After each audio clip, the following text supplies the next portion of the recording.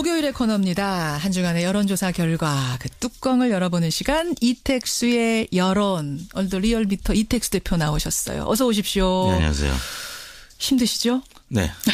요즘 여론조사 기관에 근무하시는 분들은 다 정말 초긴장하고 사실 것 같아요. 하루하루. 그렇습니다. 공정하게 조사를 하려고 노력을 함에도 불구하고 여러 가지 문제 제기를 하는 곳들이 있기 때문에 항상 긴장의 연속이라고 할 수 있죠. 그래요. 이제 한 19일 남았습니다. 대선까지 잘 참아가시고 공정하게 진행해 주시고 어제 대선 주자들의 TV 토론 보셨죠? 네, 맞습니다. 지금 문자 많이 들어오는데 이제 스탠딩 토론을 할 이유가 있었는가 없었는가 여기에 대해서 여러분들의 의견이 있고 또 7749 이석환님 같은 경우에는 탁자보다 의자가 필요했던 토론이다 이런 얘기도 나오고 하여튼 다양한 얘기들이 나와요. 이 TV 토론이 대선 결과에는 얼마나 영향을 주는지 이거 여론조사 혹시 된 게 있어요? 네, 지난 17일 날 YTN이 엠브레인에 의뢰한 조사인데요. 전국 1000명 조사했고요. 응답률 15.3%, 표본 오차는 플러스 마이너스 3.1%포인트였는데요. 지지 후보를 변경할 가능성이 있느냐 물어봤을 때 100명 중에 3명가량인 28.1%가 변경 가능하다고 했는데 그중에서 바꿀 수 있는 이유를 꼽는다면 무엇일지 물어봤는데 TV 토론 등을 보고 결정하겠다가 46.3%. TV 토론 보고 결정하겠다. 네, 그러니까 변경 가능한 응답이 10명 중에 3명인데 그중에 또 절반가량은 TV 토론을 보고 결정하겠다라고 했고요. 나머지 뭐 다른 이유들이 있었는데 그만큼 TV 토론이 지지 후보를 변경할 가능성에 가장 큰 원인이 될 수 있다 이런 조사였습니다. 그래요. 어제 토론은 이제 뭐 여론조사를 돌려보면 알 테고 일단 첫 번째 토론 보고 나서는 분석한 결과 같은 게 있어요? 네. 서울경제가 한국리서치에 의뢰한 조사인데요. 지난 15일에서 16일 1000명을 대상으로 조사했고요. 표본 오차는 95% 신뢰 수준에서 플러스 마이너스 3.1%포인트였는데 당시에 지지 후보 변화는 미미한 것으로 파악됐습니다. 지지 후보를 바꾸거나 철회했다고 응답한 의견은 2.6%에 그쳤고요. 23%는 지지하던 후보를 더 좋아하게 됐다고 응답을 해서 이른바 강화 효과로 나타났고 2%는 별다른 영향을 미치지 못했다.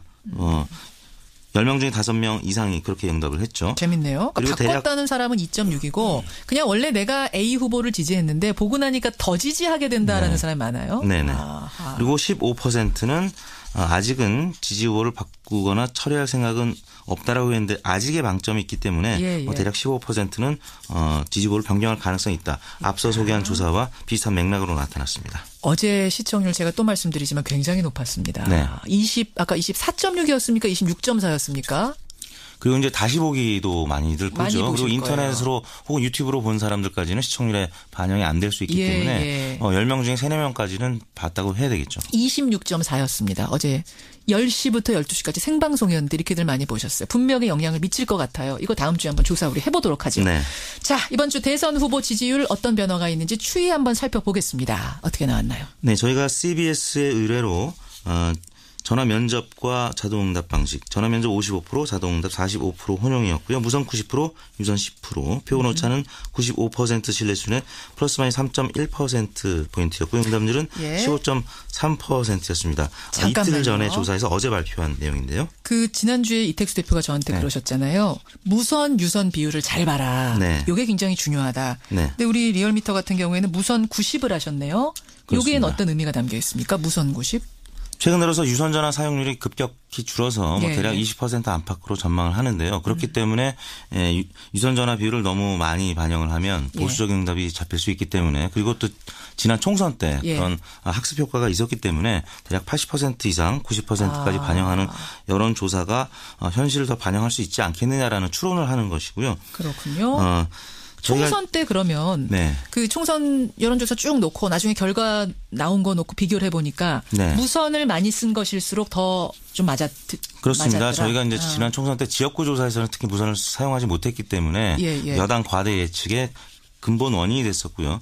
또 중요한 것이 사실 한번 더 지적하고 싶은 것이 유무선 비율 외에도 이제 질문 방식인데 그저께 발표된 여론조사 중에 박빙으로 나온 여론조사가 있었습니다. 예, 대부분 예. 5% 혹은 10% 차이였는데 박빙으로 나온 조사를 보니까 설문지가 예. 이름만 불러주고 정당명이 불러지지 않은 조사였었어요. 그래요? 대체로 정당명을 불러주면 더불어민주당 문재인 또 국민의당 안철수 이렇게 불러주게 되는데 예, 예. 사람 이름만 불러주면 격차가 굉장히 줄어드는 것으로 나오거든요. 그렇군요. 가급적이면 이제 투표 용지에 정당명까지 포함이 돼서 인쇄가 되기 때문에 비슷한 유형으로 조사를 해야 된다고 생각합니다. 알겠습니다. 리얼미터 조사는 무선이 90%고요. 정당면과 이름을 같이 넣어서 다자 조사하신 거죠. 자, 어떻게 나왔습니까? 문재인 더불어민주당 후보가 43.8%로 나타났고요.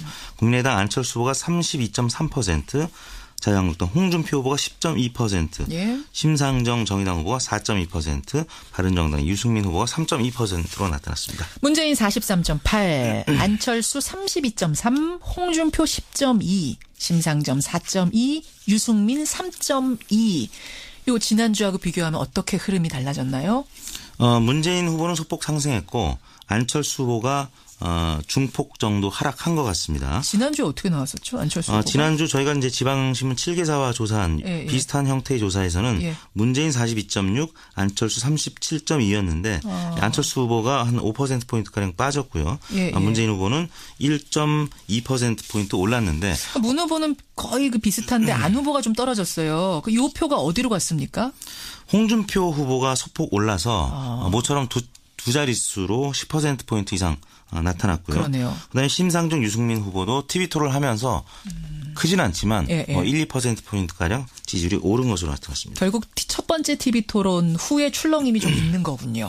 그동안에 이제 언론 보도량이 노출량이 적었던 군수 후보 이 3명, 지지율이 낮았던 3명 후보가 TV 토론에 동등한 시간 배분을 받고 토론 임하다 보니까 언론 보도량이 늘어났죠. 그래서 새 후보가 지지율이 소폭 올랐고 5%포인트가량 안철수 후보가 빠졌는데 어제 발표된 두 군데 조사가 더 있었는데 비슷한 양상을 나타냈습니다. 다 비슷하게 나왔어요. 네. 자, 지역별 연령별로 한번 특이점 좀 찾아볼까요?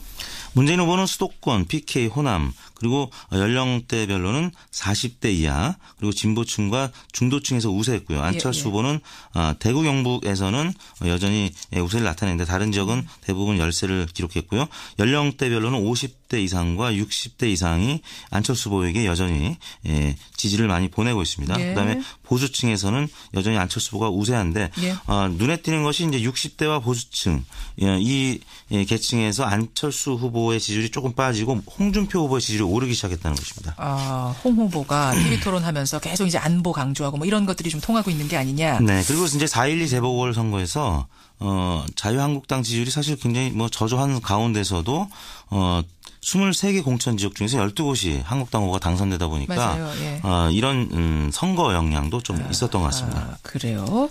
후보들 지지층이 얼마나 단단한가, 얼마나 열성적인가도 굉장히 중요해요. 왜냐하면 여론조사야 전화가 걸려오는 거니까 답을 하지만 투표 날은 가서 하는 거 아닙니까? 네. 가서 얼마나 할 거냐, 얼마나 적극적이고 단단하냐 이거 조사해 보셨죠? 그렇습니다. 적극 투표층만 살펴보면 문재인 50.2, 안철수 30.0, 대략 20%포인트가량 차이가 나고요. 나머지 후보들은 비슷했습니다. 적극 지지층이란 거는 그럼 반드시 투표하러 갈 것이다라고 답한 사람이에요? 네. 그런데 이 조사에서는 이제 전화 면접이 55%, 자동답이 45%가 말씀을 드렸는데 전화 면접만 한 조사에서는 적극 투표층을 보면 대략 10%포인트가량 차이가 나고요. 전체를 보면 한 5%포인트가량 차이가 나는데 자세히 살펴볼 때 자동답 방식이 포함된 조사에서는 그냥 전체 응답을 보는 결과와 그다음 전화 면접에서 적극 투표층 결과가 비슷하거든요. 그래서 그 두 결과를 이제 봤을 때 그 유사성이 있는 그 격차 대략 지금 10%포인트 격차가 바로 그 격차인데 대략 그 정도가 아닐까라고 이제 많은 전문가들이 생각을 하고 있는 겁니다. 현재 수준으로. 요즘은요. 국민들이 여론조사 전문가가 되는 것 같아요. 지난번에 이제 KBS 여론조사 논란이 있었을 때 비적격 번호 이런 전문 용어를 들어보는 근데 국민들이 이제 그 정도도 다 알게 됐으니까 그러니까요. 눈높이가 많이 높아졌습니다. 유무선 비율 무조건 봐야 되고 질문 어떻게 했는가 봐야 되고 이거 다 보여줘야 됩니다, 여러분. 한 가지만 더 살펴보죠. 당선 가능성. 당선 가능성이라면 내가 지지하는 것과 상관없이 여러분 누가 될 것 같습니까? 이렇게 묻는 거죠. 그렇습니다. 이번 대선에서 누가 대통령으로 당선이 가능성이 높은지 물어봤는데 문재인 후보가 59.3%, 안철수 후보가 29.0%, 홍준표 4.8, 유승민 0.6, 심상정 0.2 이렇게 나타나서 지지율보다는 문안 격차가 더 커진 것으로 나타났는데요. 예. 보통 이제 지지율 조사가 연이어서 발표되면 지지율 격차가 컸을 때 당선 가능성의 격차는 조금 더 벌어지는 것으로 나타났는데요.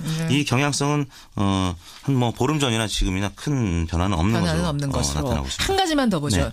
투표율. 그러니까 투표를 나는 반드시 하겠다고 하는 분들의 비율이 얼마나 되나 궁금해요. 왜냐하면 이때가 많이들 놀러 가는 때 아닙니까? 네. 5월 초. 나는 놀러 가지 않고 반드시 투표하겠습니다 하는 비중이 얼마나 됩니까? 반드시 투표하겠다는 의견이 71.4%였고요. 가급적 투표하겠다는 의견이 8.8%. 예. 합해서 80.2%가 투표하겠다는 의견을 나타냈는데요. 눈에 띄는 것이 과거에는 5, 60대 이상이 투표 의향이 높았는데 그렇죠. 이번 조사에서는 완전히 반대로 나타나서 그래요. 20, 30, 40대는 투표 의향이 80%를 넘었고 50대 이상은 80%가 안 되는 것으로 나타났습니다. 그만큼 박근혜 전 대통령의 탄핵 이후 5, 60대가 무력감에 빠져 있는 것이 여전히 유지가 되고 있다는 우리는 투표하겠다. 네. 뭔가 바꿔보겠다. 뭐 이런 생각이 있는 20, 거예요. 30대가 굉장히 높게 나타나고 있습니다. 어떻게 조사하셨습니까? 조사 개요는 아까 처음에 말씀을 드렸습니다. 동일하군요. 네. 여기까지 리얼미터 이택수 대표와 함께한 이번 주 여론의 동향 고생하셨고요. 네. 한 번 남았나요 이제 대선 전까지 우리가 할 수 있는 게? 2번 남았을 겁니다. 2번 남았습니까? 네. 2번의 동향은 또 어떻게 되는지 물 한 모금 드시고요. 네. 너무 긴장하지 마시고요. 하루하루 전쟁 치르듯이 잘 사십시오. 고생하셨습니다. 네, 감사합니다.